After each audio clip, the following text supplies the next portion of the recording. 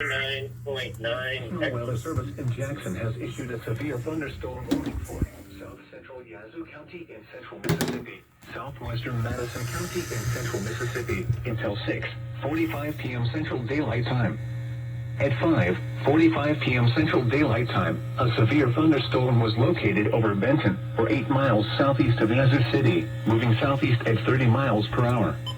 Hazard, 60 miles per hour wind gusts and nickel-size hail. Source, radar indicated. Impact, expect damage to roofs, siding, and trees. This severe thunderstorm will be near Little Yazoo around 5:50 p.m. Central Daylight Time. Murrayville around 5:55 p.m. Central Daylight Time. Annandale around 6:25 p.m. Central Daylight Time. Madison and Richland around 6:40 p.m. Central Daylight Time. Other locations impacted by the severe thunderstorm include Bentonia. For your protection, move to an interior room on the lowest floor of a building. Immediately.